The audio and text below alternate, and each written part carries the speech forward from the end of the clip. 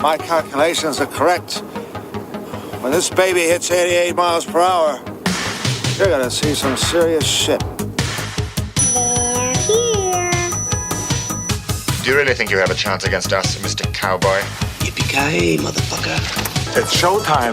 Right, welcome everybody to another episode of the VHS Strikes Back. I'm one of your hosts, Chris, and my co-host, a very good friend, is Dave. Hey there, Chris, and hello to our listeners out there. Welcome to the VHS Strikes Back, the show where we dust off the old video player and go on a nostalgic journey to look at the good and the bad movies of yesteryear.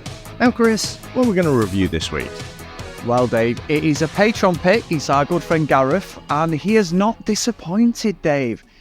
He's taken us back to 1990 for a martial arts extravaganza starring some of the legends from this era, Dave. So we've got, just to name a few, Keith Cooke, Richard Norton, but more importantly, Dave, we have got one of the greatest martial artists ever, in her mind, I believe, Cynthia Rothrock, Dave. This one is China O'Brien 2. They are back for revenge, my friend. So I know you're such a massive fan of Cynthia Rothrock, Dave. So do you remember seeing this for the first time? No, and I am amazed that this exists. So I remembered hearing about China O'Brien, and it was quite big at the time. And 1990, I mean, you must have been the same.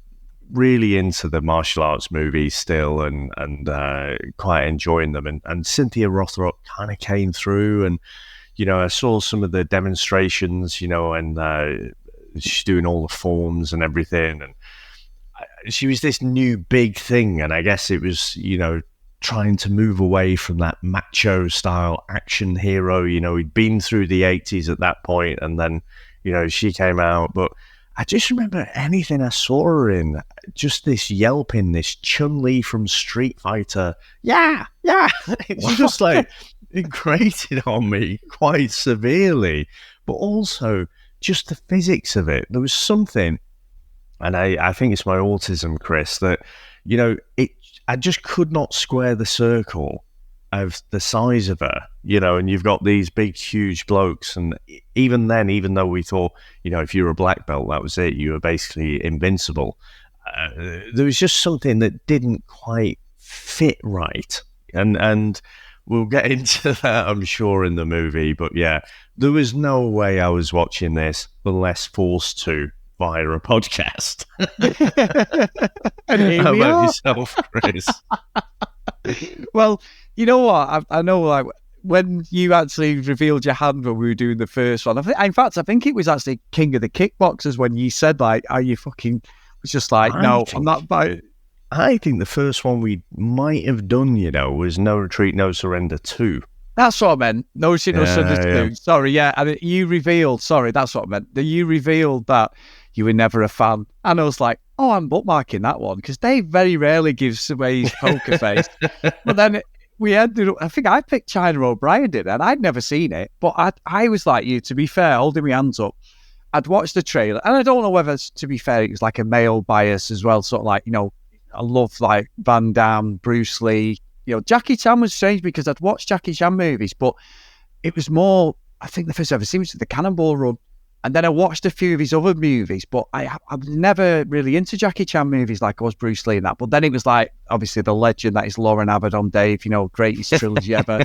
And, you know, them sort of movies, just silly martial arts movies. But when you were obviously renting these martial arts movies, you would always have China O'Brien or Cynthia Rothrock, wouldn't you? You would have her in one of the movies. And again, I agree with you. Loving Street Fighter, just before we went live on the podcast, we were talking about Street Fighter and that. And she has, it's like they've used the sound effects for Chun-Li. And that, I think, always put me off. I never really thought the physics, because like you, I grew up with a couple of mates who were black belts, and everyone thought they were nails, Dave. And then when you get into a skirmish with people and they get dropped straight away, and you're thinking, well, you were the ones who were going to save us. Oh, we're fucked now. You still don't realise, you know, as a kid, you fought these people just by saying you're a black belt. It's sort of like, we're indestructible. Nobody can touch us, Dave. And that, we came unstuck a few times with that one, David. I must admit. And then I was like, oh, really? We should have done boxing, shouldn't we, really? Or something. Interject. I just want to see if we had similar experiences, because Did you ever have any of those mates that you just talked about there? Did any of them say something like, "Oh yeah, I can't get into fights because the problem is, if I do, I'd kill them"? Yeah, Dave, I'm a lethal weapon. I have a license. Yeah, it's like, you know what it was like when this happened. I'll never forget it. It was like the Indiana Jones with the gun scene. So, you know, my mate goes full on kata, full on stance, ready to go. Yeah, what they don't really teach in karate is that someone could just punch you straight down the fucking line. You're basically leaving your body open because you're trying to protect from the karate punches, and I'm doing them as we're talking. And they basically got dropped, Dave. And I remember going, oh shit, we're in trouble. You know, one of them, like, you're just like, oh dear. And yeah, a couple of times that happened. However, this same person did do this is God's honest truth. I wasn't there, so I can't say it was there. And it's not, you know, I don't believe this, Chris. This is genuine on Jordan's life, the story. They were in Benidorm. There was about 7 or 8 of them. They had a bit of a dust up with a bit of a mouthing off with some people from somewhere else. And they were in the same hotel or something like that. These lads who they'd had a dust up with stormed the apartment and started fighting with them in an apartment, Dave. So it's very much martial arts movie. And the rumour and the story goes that the lad Joe did a full-on crescent kick and knocked this guy through a fucking window, as in the double windows on the balcony. He was fine. He wasn't hurt or anything, thankfully.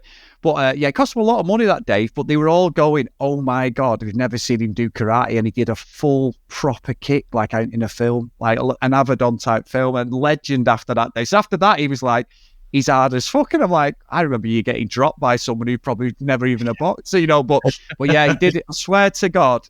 And he always was never use it. But they were basically in a big brawl in this apartment thing in Benidorm, and yeah, he kicked him through a glass window. And I'm not joking, I'm not lying there, that's a genuine truth, that. But I just imagine how it is in people's memory is probably better than if you were actually there and sober. I'm thinking Van Damme.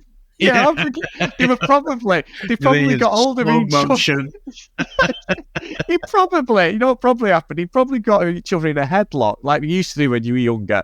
Yeah. And he fell back, and as he fell back, he fell through the glass, and someone's walked in as Joe's got into his karate stance. He just kicked him through the window, and his legend was born, Dave. It may have been that, but they all said he kicked this lad through it. Honestly, Simon and Jay from the In-Betweeners. Yeah. Fight in Benidorm. Oh, it's so good. Benidorm was Magaluf. It wasn't Benidorm, was it? Yeah, it wasn't Benidorm. No, but I thought you were going to say Jay when he says he basically slept with the mum, the daughter, the neighbour, all the same time, the sister, everyone. You know. But yeah, that's the legend, Dave. I wasn't there, but that is the legend, because when they all come back off holiday, they were all just going on about it in the pub. So I was like, yeah, the legend was born from that point. Fair enough. All I think of is, because I'm not Twitter, I don't see these same reoccurring sort of gifs and stuff, but there's one where a bunch of lads are obviously walking down, you know, they're ganging up, almost like the sharks from West Side Story. And, they're obviously walking after some other blokes or something, and he just spins around to do a spinning hook kick, but there's no one there. He just sort of walks on like he's a hard bastard. So yeah, that's what I think. But Chris, we've had some good feedback about our trailers, and I don't know how this one's going to go. Because it's certainly not the epic quality. The production levels being through the roof, more like through the floor. But Chris, should we get into our trailer? Let's go.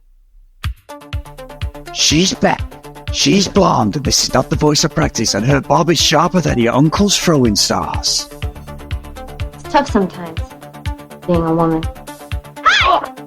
From Golden Harvest, the studio that gave you Bruce Lee, Jackie Chan, and now Cynthia Rothrock in the small town Utah, comes the sequel that kicks first and never bothers to ask questions. It's China O'Brien 2! The same dusty town, the same dodgy sheriff's office, and the same haircut that says, I uphold the law, and look damn good doing it. Oh, yeah. We'll be impressed if you can keep Macho Man for the whole trailer. Voice is killing me.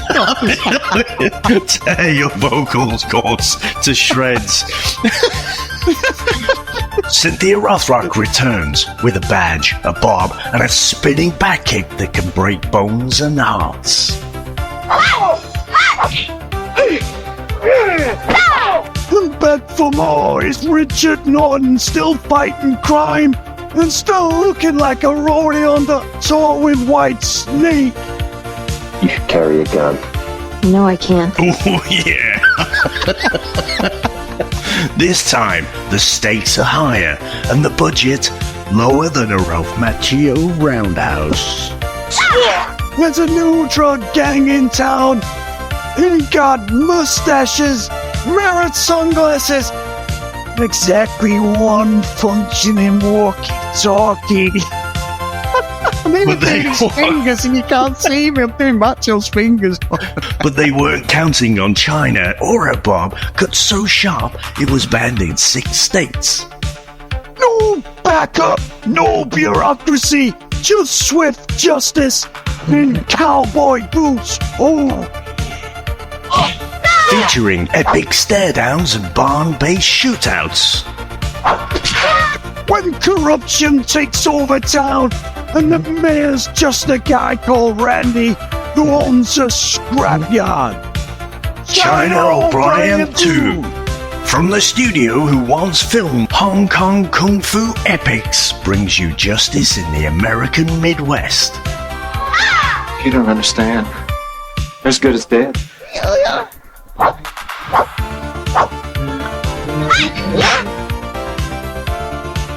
Coming soon to a VHS you can order from the imaginary bloke next door from Britannia. Stick it in a Slim Jim. Oh, yeah! Take it. Because in Beaver Creek, justice just got a sequel.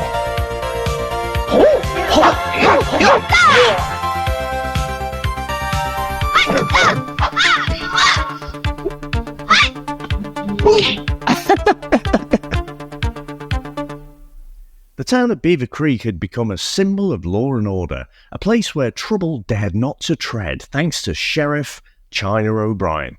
With steel in her gaze and fist like thunder, she'd brought peace to a town once ruled by fear. But that fragile calm is shattered when Charlie Baskin, no relation to Caroline, a cold-blooded drug lord with a score to settle, breaks out of prison. He's not running, he's hunting. And his prey, a former associate turned informant named Frank Adkins, who had vanished into witness protection right in the heart of Beaver Creek. Now, Chris, what do you reckon to the opening of this movie? I never realised it was called Beaver Creek, Dave. Fucking Beaver Creek. Come on, someone's taking the piss here, aren't they? Fucking hell. So I said, It's like, sorry, just on that point though, it's like, oh yeah, I've got a great idea. We've got this female, strong female character. What should we call the town? Yeah, let's call it Beaver Creek. Fucking ridiculous. ridiculous, isn't it? I know. I mean, I'd expect it on one of the dodgy VHSs I used to have under my bed, but not in this little movie, Dave. But I will say that my fucking voice has gone from doing that pathetic Macho Man impression. It's really gone. You close the door so you're not waking up the house. Well, you know what we're supposed to. Yeah, I've already had a bollocking for that. But you know what, Dave? I was going to do Hulk Hogan, so I was going to go, let me tell you something, brother, but that's gone out of the window, so I can't do that now. So, there is next week. Yeah, there is next week. Maybe we should just go full on wrestling promos when I'm doing these, but we'll see. This movie is unbelievable because we've got China O'Brien 1. This is out, I said it last week, the same year as the first one, but the production has just fell off. It feels as if like everyone who made the first movie, and the first movie wasn't a great production level, but the first movie, it feels like everyone was sort of stuck with no communication. They had a week to spare and they went, should we just make a sequel? We've got fuck all else to do. Because I still can't get my head around the fact that China O'Brien is now the sheriff, taking over from a dad. but she doesn't dress like a sheriff. There's no police thing. That guy, a mate, Matt, Richard Norton, he was a great martial artist. You got Keith Cooke there, he's just got his leather jacket on. Matt's like, they don't really explain whether he's a cop, what is he, but he just seems to be able to just follow around everywhere. Honestly, this movie's terrible, Dave, but also brilliant because it's so fucking rubbish. And I think the acting is ridiculous. You've got every cliche that we'd have in a martial arts movie, but to be honest, there is not a lot of action martial arts in this movie, really, is there? There's a couple of set pieces, but not like non-stop, like you would watch and say, No Shit, No Surrender 3, obviously, there's loads of action, he just keeps going. But even like the Van Damme stuff and that, and I know it's low budget, but Cynthia Rothrock is fucking rubbish, I'm not having it at all with her. I'm so glad I didn't watch these movies when I was a kid. She is so bad in these movies. Like, I get the pretense, and look, you're right, there's a physics element to this, and that's not being disrespectful. She fights that like guy who's supposed to be some like hillbilly or something. He's about 6'5", and she does a pathetic kick on his arse, which is like a little tap, and he goes flying across the room, and I'm like, oh, come on, honestly, it doesn't make any sense. But the thing is, Dave, it's one of them, the henchmen are like, we're after China O'Brien. Well, I tell you what, you don't need to find her, you don't need a sat nav, you don't need a GPS, just listen for the stupid fucking sounds that she makes when she's like being kicked, because she don't exactly like hide where she is if they were trying to get her, do they? He's like, it's like, hi, you can. Yeah, you can. Yeah, I can do that. Yeah, you're flame. But it is ridiculous because, and like I say, I'm not trying to just be like sexist bloke or anything, but I think that's why Richard Norton's there, Keith Cooke. You've got the trio, which is good, but like they put her up against these and it doesn't matter how big you are. How big you are. The bigger they are, the harder they fall. It's a cliche, but it is pretty much 90% of the time the truth. Don't matter how big you are, but physically it doesn't make sense. So if you're going to have her as the lead, then put her up against men, women of the same stature, so he makes it believable, if you know what I mean. So like, but she's just such a bad actor.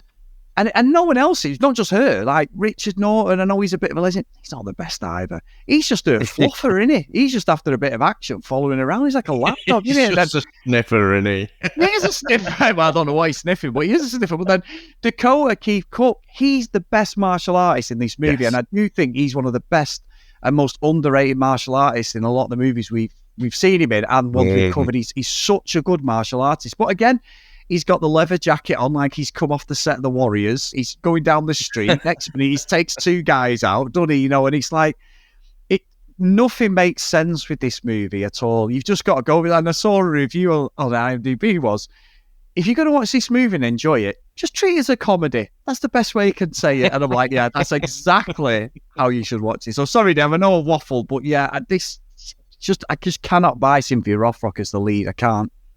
No, and as my, unfortunately, my uncle's not with us anymore, but he used to say, the bigger they are, the harder they hit you. Yeah, I love that as well. I remember you told me that. I love that one. That's true, Dave. And it is true. It is, yeah. It doesn't matter, all your technique. And again, this is going back to the time, though, isn't it? This is pre-MMA days. This is when you thought, having a bit of good technique meant you were hard as nails and great at fighting. And honestly, the action in this is pretty terrible. I mean, I agree. Keith Cooke, really underrated. Wish he was in more stuff. And his kicks, I mean, that's the thing that stands out. It's his kicks. But amazing. Later on in the movie, they're fighting in the bar, and it's this way where people throw a punch that is just not anywhere near anything that resembles a real punch. Like they're just swinging their arm to intentionally miss, and it's like, I know it's choreographed, but you've got to do better to make it look as if it's realistic. And it was just pretty bad. This whole thing feels like maybe they underspent a little bit on the budget for China O'Brien 1, and they were like, oh, fuck it, should we shoot some extra shit? We haven't really got a script. Right, let's have a few beers at the bar and we'll put something together. Right. Okay. Let's do this. We'll get this baddie in. Yeah, it's got to be a drug lord or whatever. I mean, the fact that both China O'Brien movies were released in the same year, I mean, that says it all, really, doesn't it, in terms of how they were rushed through. But even when Billy Blanks pops up later, and again, talk about physics with China O'Brien, for all Keith Cooke's technique and everything, Billy Blanks is eating him for breakfast. All day and twice on Tuesday. 100%. 100%. It's just a ridiculous thing, but that was like a post shoot because they didn't have enough footage to actually make a full movie. So they had to put in this nonsense scene that doesn't stick in the movie at all. We hadn't met Billy Blanks at all. And you know, you have this fight scene just to pad things out a bit. So, yeah, and the whole thing, it has a feel of, I would say, almost like the old 70s Incredible Hulk TV show, or maybe the A-Team or something like that. You know, you've got this drug lord who escapes from prison, and he comes, after someone who's in witness protection, and just happens to be in the same town that our main protagonist is in. It has that TV quality to it all. It does. And did you not see some of the bits that reminded me of Samurai Cop as well? There was a few bits where, like, some of the baddies got taken out throughout the movie, and I'm like, they're not even there. Someone shoots someone. Job. Yeah, the Frank job. And this guy's got shades on, and he's never been seen in the gang or anything. He was towards the end, he's never been seen. And he just takes a bullet, and then he's against the wall, like, oh, with the blood, like, we've never seen this guy. He's in a studio filming this afterwards because they're trying to pad it out. It does, exactly what I said at the start, like, well, you've just said the same thing. It feels as if, like, they just had a bit of time to kill and thought to remake a sequel, because the pretense of it all is nonsense. Like, you've got that weird thing at the start where the woman comes in and does a full-on strip, and that bloke saying goes, "Oh, is this my brother-in-law?" Well, I don't think if it is his sister, I don't think your sisters were really happy that you brought like a fucking stripper in or whatever she is. She's doing the worst. That is not sexy, that dance at all that she's doing. She's a beautiful looking woman, Dave. Well, no, but she's a beautiful looking woman, Dave. But that's doing nothing. It done the job back in the day.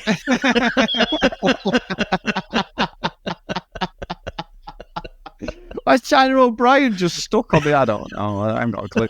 But she's got the way. It's just ridiculous. And then she just pulls a gun out in the middle. Nobody questions. Like, she's got music on in a FBI office, and then she gets the information where fucking this Frank Atkins is. It's nonsense. Nobody comes after her. She just sussied up, starts shooting at him. I mean, that sounds like heaven, doesn't it, Dave? You're right. As a kid, but it's nonsense again. It's just like, fuck me. Like, this is what you did, and then every woman who's in the movie, bar Cynthia Rothrock, like the next scene is when Keith Cooke comes on Dakota, and that girl's there, and these two guys just come over and they're like, "Yeah, do you want to come with us?" And she's like, No. And it's like, but she's dressed again, dead seductively, and it's like, but it's ridiculous. It's so stupid. Like, I mean, it's funny, but it's stupid. And then they announced, like, China O'Brien as the sheriff, and someone goes, "Oh yeah, she's not bad looking either." And I'm like, oh fuck, fuck off. Should have did the machos, or he should have did. But yeah, ridiculous. So we can't scooch on past the strip scene, because as soon as she walks in, I'm thinking, oh yeah, she's going to strip and she's going to kill him. And yes, for no other, I mean, she could. There is literally no reason for her to actually do the strip scene other than for us, the viewer. There is no functional reason for her to do that. She could have walked in, oh, hi, bang, dead. And that's it. She could have got what she needed. But no, she does this fucking dance for like what seems like 5 minutes, and then pulls out from the old ghetto blaster, and that's, I'm going to cut it a little bit of slack here, because again, just the nonsense of it. I love just getting the gun out of the fucking ghetto blaster. It's fucking brilliant, that bit. So ridiculous, isn't it? But yeah, I mean, the setup is a nonsense. But yeah, I keep going back to the TV thing, that, suddenly, and the guy, the fucking main baddie. I mean, this is a martial arts film, Chris. you need the baddie to be secretly fucking really good at martial arts. You know, he's got all these henchmen, and they'll do most of the shit through the movie. But when it comes down to it, this guy is nails. This guy's fucking rubbish. Yeah, no, leave it to me. No, let's not leave it to you, mate. Ridiculous, Dave. He's such a bad baddie. Oh, it's fucking ridiculous. Like, I'll deal with her. And then, you know, from there, they get with Dakota, don't they? And he's like, you know, he's chained up and everything. And he has a fight with that guy, doesn't he? Oh, I can see you're pretty nifty with your feet. Well, I'll tell you what, if he's nifty with his feet, why don't you tie up his feet and let him use his hands then? But no, you let him use his feet, and he kicks the shit out of that guy, doesn't he? He absolutely nails that guy, doesn't he? Like, you know, Keith Cooke's so good. Do you not make up, like, little stories and stuff? Like, when you're a kid and you'd imagine, I don't know, you'd make movies or stuff based on what you've seen. It seems like that sort of level, you know, that it's written by an 8-year-old boy or something. It's like, oh yeah, you're really good, and these are honourable sort of criminal ex-military guys, you know, and so yeah, let's tie your hands up and see what you can do with your feet. But you know, he's so good with his fucking kicking, but then they all gang up on him and give him a kicking instead. So I don't know, I just felt it was so bad and childish. But yeah, as we're talking about it though, the ridiculousness of it, I am, you know, it is the year of the stitch up. I'm appreciating how shit this is. Yeah, I'm with you because I think the premise of like Atkins living in this town, and he's not a nice character. He's moaning all the time, isn't he? You know, like, then they get wind that he lives there. And that guy, I mean, the thing is, if you were going to bump him off, Dave, I know he's supposedly got this money, but if you were going to bump him off, you wouldn't walk up to one of the henchmen, walks up to him and goes, "Hey, Frank, how you doing?" And it's like, yeah, it doesn't really work that, does it? You would just snipe him, wouldn't you, from a distance or something if you really wanted to just kill him. I know, obviously, there's reasons because they're bartering for the money, but you're right. The main baddie is terrible Baskin. He's fucking rubbish, and he's like some teacher, some geography teacher who they've just gone, "Can you play this baddie?" And he's like, I'm not very good. Oh, no, I'm not an aggressive person. Yeah, just play this baddie. And it doesn't work. Like, even the henchmen, what gets me is he named his henchmen. They've all got like the cliche, Miguel, can you go over there? Javier, can you go? And he's like, really, he overpronounces all the names, doesn't he? You know, as if to say like, yeah, we've got some like Mexican or Spanish descent like characters here, you know, they're going to be tough guys. And then what gets me though, as I've said it before, when she goes to get that guy who's drunk, Chester's out, he's back. Yeah, no. And he's huge, and he's like chasing her, and she's jumping through windows. It's the fucking guy, the extra, the extra, the stuntman, the No Shit, No Surrender 3, you know, Alexander Brothers' dad's stuntman. Why is China O'Brien using, or Cynthia Rothrock, an extra? Now, we see in other films, you do see it in like... cheap. Probably. No, but I mean, like, one of them, she's on the kitchen counter, and we've got an extra with a horrendous wig on. It's obviously a guy. Why couldn't she have got on the counter? Yeah. I don't... When she's fighting him in, like, at the end, and these bits where she's fighting him, and the next, they flick to the side, and it's a bloke in a wig. So, but what gets me is, like, she's an athlete. She's a point fighter in real life. She genuinely was someone who did martial arts to a level. And you watch, I don't know it's newer, but you watch like a Scott Adkins movie. That's him. There's no extras. There's no nothing. He does all his own stunts. You know, not the greatest actor, but I like a lot of his films. And he's getting better. But you can see it's him. We don't have to worry about the camera panning, do we? And the back of someone's head. And I know people like The Rock and all these other ones have extras who, stunt people who look the same as them pretty much. And they can get away with it. The Bond movies, all that. I get it. I understand it, but this is a low-budget martial arts movie, and I think the fact that it's filmed on a fucking, you know, probably a crisp packet, it probably cost you the same as a crisp packet, the budget, but yeah, you've got a stunt man doing all that, and I'm like, it just takes it away, because I think, like, the athleticism of Cynthia Rothrock's never going to be in doubt, and obviously it's a movie, there's certain things that anybody, if you know, she was dangling from a roof or running across like beams and that, then obviously I would never expect, you know, it's a specialised skill to be a stunt person. But I'm just like, the movie's shit. Just go with it. And it's all them sort of things. Saying that though, Dave, I've just finished actually Cobra Kai. And I've got to say, it gets better towards the end, but there is a fight scene in it, which I rang you about, sort of mid-season, that goes on for about half an hour. Choreography, great, but oh my God, is it boring. It is fucking boring. But there's another scene at the end with two of the worst body doubles you've ever seen in a fight. I am not joking. If you do get I know you're going to watch it at some point, watch the end of it. I am not joking. They are the worst. They're not even trying, Dave. It's absolutely ridiculous, these two body doubles. And everyone online's just taking the piss. I won't ruin what scene it is, but you'll watch it and go, oh my God, what is like that? Peter that Griffin bad? and the chicken. Oh my God. Well, put it this way. It's like having someone who looks like, say, and just because of the physically different, Keanu Reeves, who's tall, wiry, John Wick, and then someone say peak Arnie, Dave. Completely two different body shapes. I mean, it's a bit of an exaggeration, but two completely different body shapes playing people, the same person. It's ridiculous. Like, it doesn't make any sense at all. You're watching it going, oh, this is terrible. Even when they pan from back where they're using a drone or something, it looks awful. You're like, oh my God, this is like a big production show on Netflix, and it's like the last episode and you've pulled this out. Oh, it's terrible. It's awful, Dave. Really bad. Is it as bad as the dad from No Retreat, No Surrender 3? Yes. When he's like a gazelle, when he does a fucking spin, and like he's Goldberg or something, the wrestler. Yeah, About a foot smaller.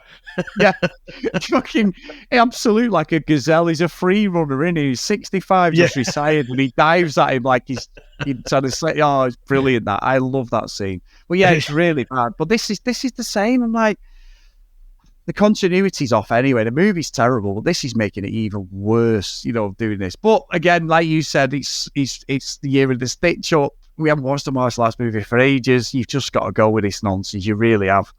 Yeah. But I mean, when we get to the final showdown, and again, we talk about the acting, but let's face it, mostly for a lot of martial arts movies, the acting is not the greatest thing. The plot is never that deep or intricate. It's usually fairly simple, but you're watching martial arts films for the martial arts. But it was just so bad. I mean, again, when they're in the bar, I don't know why that stood out to me more than most, but the choreography was just really crap. And when you watch a lot of the Hong Kong movies, I mean, they shoot. I don't know how they manage it with budget, but they shoot until the scene looks right. And I think when you have these American movies, they'll maybe film, a fight scene for 2 or 3 days or something, but then that's it. They're done and on to the next thing. And it just looks crap. Like I say, when it doesn't look realistic, it doesn't look particularly stylized or anything. So I just thought that was the biggest letdown. And then, at the end, she kind of rescues the hostages and peace is restored to Beaver Creek for a potential trilogy setup. But obviously that never came. I mean, what a shocker and what a tragedy for the world. Hang on. I need to talk about something, Dave. And you're right. What a trilogy that could have been. The VHS Strikes Back would have been ruined forever, Dave, if that was the case. If we'd gone with China O'Brien and not No Retreat. What gets me, right, is when China's ringing up the FBI. So Atkins has gone. They've had a bit of a shootout, and we've had these really stupid fight scenes, but then they go back to the town and they go back to the sheriff's office, right? Well, the phone line gets cut as she's talking to the FBI guy, who's obviously, at that point, thought, the main FBI person's not there. This is going to be a plan. He's going to be part of the gang, which he was. Let's go. So the phone line goes down, right? Has nobody in Beaver Creek got a fucking phone? We know there's no internet at this point. But for some reason, the dialogue is, oh my God, we're isolated. We can't, we're totally cut off.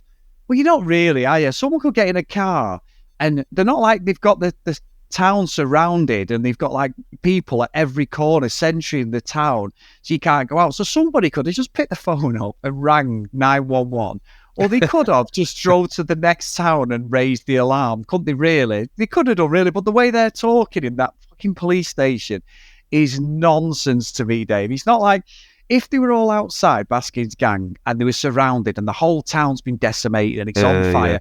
Yeah. But you see people just going about the business, and they're like, you know what it reminds me of? It reminds me of, you ever see that weather you're report? Playing when you were a kid. Playing. You know, like when we did on VH, on the Comics in Motion, we did Blade. And there's a scene, I love Blade, the original with Wesley Snipes, but there's a scene in it where Blade assaults a fucking policeman who is obviously one of the vampires, like whatever they were, fluffers or whatever they were, like they're fucking pets. Familiars. Yeah, familiar, yeah. He assaults him in broad daylight. A fully dressed police officer rams his head on the bonnet of the car and everything, breaks his nose, levers him. Not one person stops, Dave. Everyone just carries on about the day. And that is a massive film. And I always look at that scene and go, somebody would have gone like, ring the police, or that's a cop that stepped in maybe. And you watch this and I'm like, this is fucking 1990s. It's a low budget movie. And we're supposed to believe that you people are, and then because one of them goes, why don't we just go? And go, no, we can't do that. We can't. We'll be outnumbered. I'm like, hang on. 3 of you went in and kicked the shit out of about 20 of them, but now you're outnumbered at the end. Come on, make it make sense. So that bit is just silly. And again, China, it's this Sergeant China O'Brien here and all this bollocks or whatever she is. It's just like, come on. I'm not having it, Dave. I'm not having any of it. It's just bullshit. And the fighting's rubbish at the end. It doesn't live up to the hype. You watch the trailers of this movie when we were kids, and the first one, and then you look at the VHS covers. I mean, the VHS covers got Cynthia Rothrock in a fucking miniskirt with high heels on. I'm not saying I wanted her in that. They're definitely going for an angle, aren't they? They're definitely going for, like, I mentioned Red Shoe Diaries last week. Oh, 100%. 100%. But she doesn't wear any of that in the movie. No. But it's like she's totally sexualizing her in that respect. But it's like that. Not if you look, there's various different VHS covers for this, and none of that happens. But it's just stupid. The end bit is nonsense. And good old Frank Dave, he wasn't a redeemable character. He takes up, but he gets a full like police fucking send off, doesn't he? Oh, what a guy! Yeah, we're opening this thing for Frank. Oh, in his memory, and the money's going to be used for I don't know, fucking the homeless for the dogs or something. A dog sanctuary, whatever they say at the end. But like, Frank's not a nice person. He was a career criminal. Yeah, he's a career criminal, wasn't he, in police protection, who hated the police. But for some reason, he gets the full 21 gun salute and everything. Oh, great guy, Frank. I don't think he was. You say about the VHS cover, though. Do you remember the cover for the first one? It's very, very similar. You've got Cynthia Rothrock, doing a pose, and then you've got some meaty bloke, some bodybuilder or something, slightly off the camera, if you like. So, I don't know, was that the same photo shoot? Must be. I do think, they've done well to get 2 movies out of this footage. It probably took the amount of footage and promo material for one movie and then doubled it. To try and get all that sweet VHS money. It is, and look, at the end of the day, it's a good thing that you've got a female lead in something like this, because it was not the norm at the time, so it's a completely different movie. But I just don't think the way they put the movies together, they don't use Cynthia Rothrock's strengths. Her strength is that athletic point fighting, taekwondo style fights. That would work. She's like Keith Cooke, really. Keith Cooke should probably be the baddie, because he doesn't really fit in the movie, does he? He's like, and he is superior to Richard Norton, to Cynthia Rothrock. He should be the baddie across the 2 movies. He gets away in the first one, he comes back in the second one, because also aesthetic, he's the same height as her as well. So that would work great in a fight scene. The choreography of that, it would work better than just some random middle-aged fucking buttworm guy with a beard who's fucking rubbish.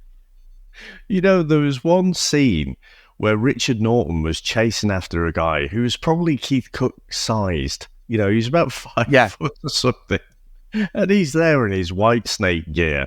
But Richard Norton is at the bottom of the stairs. This other guy's at the top of the stairs. And I'm like, you're almost the same height. It's utterly nonsense. It is. It's not, I mean, this is what it's about, though. This is what we love. I've loved watching this. It's an hour and 20. and it's just bobbins, but it's martial arts heaven, basically. It's what our bread and butter, Dave, what we sort of ended up sort of evolving the podcast into for quite a long time, mainly because of me and my weird fetish for pointy-nosed martial artists from the late 80s and 90s. But yeah, it someone it said on the tin for me. I really have enjoyed this. Well, on that note, should we get into our final review? Let's go.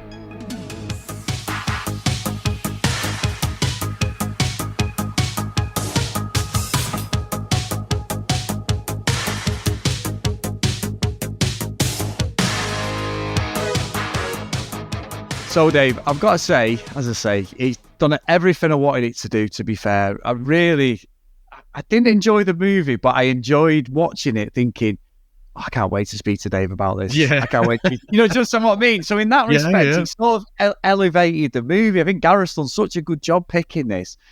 And like I say, I just think, like, taking a step back, Cynthia Rothrock's been done over really there.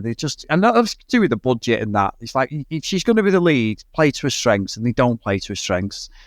But also, everything about it is pure fucking CZ movie style stuff. It's just what you need. It's that absolute nonsense. So I'm not going to watch it again, Dave. I'm not going to be thinking, it's not the worst movie I've seen. It certainly isn't. I think, like, having Richard Norton and Keith Cooke there with Cynthia Rothrock, the athleticism of all three of them, I can totally go with. Keith Cooke stands out above everyone in both movies. King of the Kickboxer, he's good in it as well as the second one.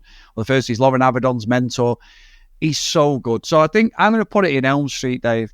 It's a good movie, but also terrible, if that makes sense. It's just good, so good it's bad, I think, in some respects. It's not at the level of some of the classics, but just knowing that every time Cynthia Rothrock went, hey, you were like, fuck off. I fucking love that, Dave. So well done, Gareth. Good pick. So what about you, Dave?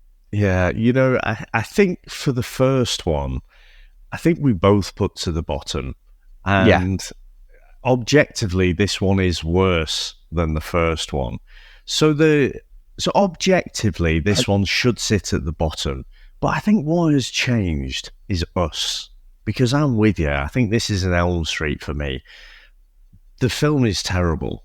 However, it's just, and especially being in the year of the stitch up, it's just sort of perfect. Because it's rubbish. It's cheaply put together. The plot is so thin. The acting's terrible. The villain is rubbish. It's just not good at all. But I'm the same. I kind of enjoyed not necessarily the experience of watching it in real time, but just more and it sort of takes you back to that time when you could make movies like this on a shoestring, and people would rent it out and watch it. So there might be people out there who really like the China O'Brien movies, just not me. But I think, so I feel slightly hypocritical rating it better than the first one. But I think if I re-rated the first one, I think I put the first one in Elm Street as well. Brilliant. So. It's my pick, David. And I've been thinking, what am I going to do? Also thinking about what the trailer's going to be like next week. So, I love a good car chase movie. And last week, Dave, I had a bit of a cleanse of my little studio / gaming room and got rid of a load of like old DVDs, donated them to charity, some Blu-rays as well, because, I keep me classics, the Burt Reynolds Shrine's still there, Dave, thankfully. Me Rockies and Lethal Weapons, Back to the Future, they're all still there, the Godfather, all them sort of things. But there was quite a few ad hoc movies. And then I came across a DVD that I'd bought from the charity shop about 3 or 4 years ago. And I've not watched it for a while, but I thought, you know what? I had to get it when I saw it in the shop. I was like, that's too good to believe in this shop. And it was the same day that I bought the second copy of the Cannonball Run, Dave. You know when I said to you can't have the Cannonball Run on the shelf? If I see it, I've got to buy it. I'll Smoking the Bandit. However, Dave, this movie was before the Cannonball Run. This movie was the year you were born, which I believe is 1976, Dave, if I'm correct. Yeah. That's right, yes. This is a terrible movie. This is a stitch-up at the highest order. This is the Cannonball Run before the Cannonball Run even knew what the Cannonball Run was, Dave. This is starring Gary Busey, Raul Julia, Dave, Tim McIntyre, and Michael Sarrazin. So we are going back to 76. We are going back to a car racing, chasing movie, Dave, which at the time I probably watched his late 80s, and I've only watched it a couple of times, but it's very much in the Cannonball Run era, Dave, but it's fucking worse. So this one is the Gumball Rally. So I won't say let's get into the trailer. I'll simply say I'm going to dig my DVD out and watch it this week. So that's what my pick for next week, and I cannot wait. That's fucking terrible. Well, okay, yeah. Year of the Stitch-Up. Fucking hell, where are we? June? I started strong with a good one, and then it's just gone downhill. Oh, I love it. I love it because I know it's going to be terrible. Anyway, big thank you, Gareth. And sorry to everyone for next week. Not really. But anyway, I'll see what impression I can do and if I've still got a voice. If you do want to email us, the vhsstrikesback@gmail.com. If you want to follow us on social media, @VHSStrikesBack. If you don't support us, please go over to patreon.com/the VHS Strikes Back. And a massive thank you to everyone who supports us, past and present. We do appreciate, and we really do. Some lovely messages we keep getting. So thank you so much, guys. So the roll call of honour for today is a big thank you to Nick, Greg, Gareth, Mike, Lee, Helen, Dylan, Dan, Justin, Susan, Timothy, Matt, Hales, Kent, Lucky Lily Green, Herbs, Jack, Math, Blake, John Hammond, and Mr. Tony Farina. So thank you so much, guys, and thanks for all your support. I'm not apologising for next week because I know this is going to be terrible and I cannot wait, Dave.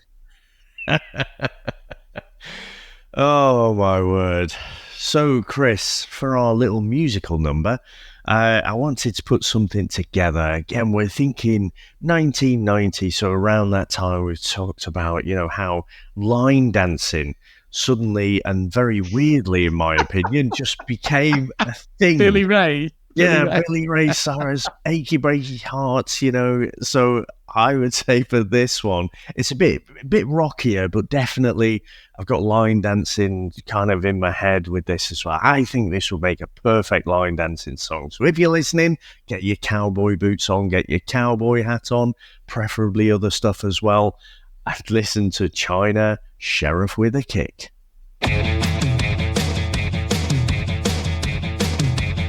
Oh, it's definitely Billy Ray. Yep. Wait till the chorus.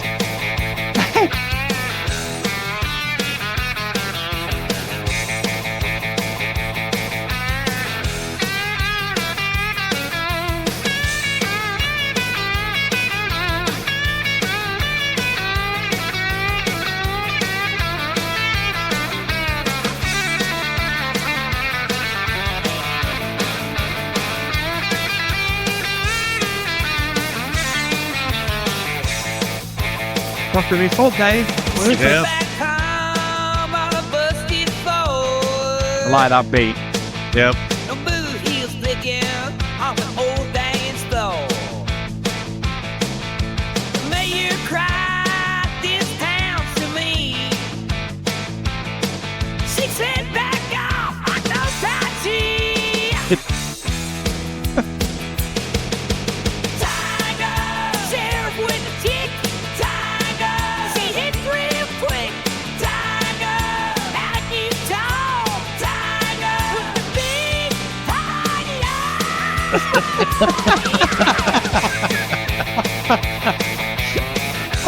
Brilliant.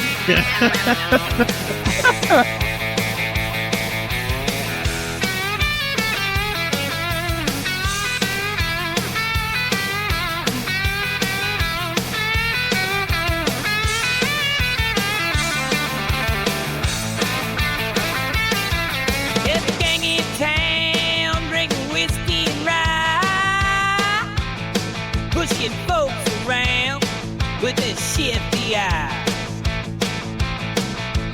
No need to talk, China just let fly. She just shouts out with that raging battle cry. Tiger, sheriff with the tick. Tiger, she hits real quick. Tiger, out you talk. Tiger, with the big party. Yeah.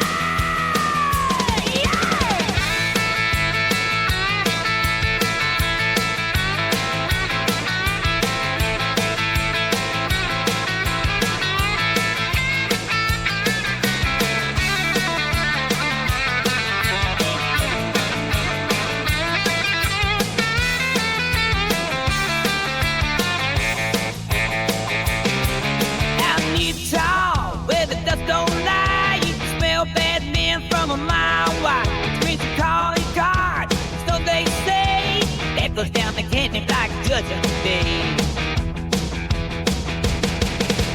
Tiger, sheriff with the kick. Tiger, see hit real quick. Tiger, that new tall. Tiger, with the big fire.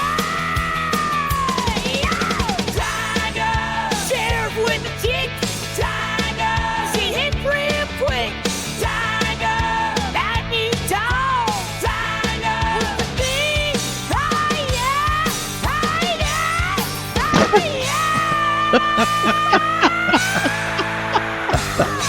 He's getting excited, isn't he? You know, I love that. No, that's a good one, that Dave. That's proper catchy, that as well. I was proper tapping my foot then. Yeah, I was doing the old, you know, when you have your toes up and you're on your heel and then you're sort of turning it left and right and, you know, bobbing to the side. I could definitely line dance to that one, Chris. And of course, I thought you'd enjoy the high R's and especially the build-up at the end there. No, it's very good, very good. I will say, Dave, for next week's, though, I'm going to bring a song to the table for the Gumball Rally. You know what? I'm going to regret every minute picking this. I've not seen it for a long time, but it's been on my list for ages, so I'm looking forward to it. No, that sounds good. That sounds good. But thank you very much, sir. I'm not going to throw you under the bus, although it did cross my mind for a second there. So I had a lot of fun this week. And thanks to all our listeners out there. Thanks to all our supporters. And we'll speak to you next time. Oh, yeah. That's it, man. Game over, man. It's game over. What the fuck are we gonna do now? What are we gonna do? Maybe we could build a fire, sing a couple of songs, huh? Why don't we try that? We better get back, because it'll be dark soon, and they mostly come at night. Mostly. I'll be back. That's not. We came, we saw, we kicked its ass. Wax on, wax off.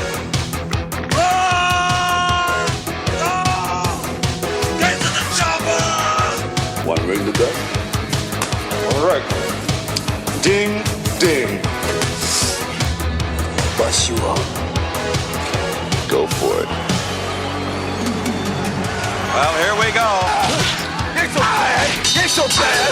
Ain't so bad. Come on. Come on, ain't so bad. Ain't nothing. Come on. You must be crazy or something. I'm crazy. You just a stupid fool. Maybe you stupid. I ain't breathing heavy. He's a fool. He's stupid. I'll see you in 6 months.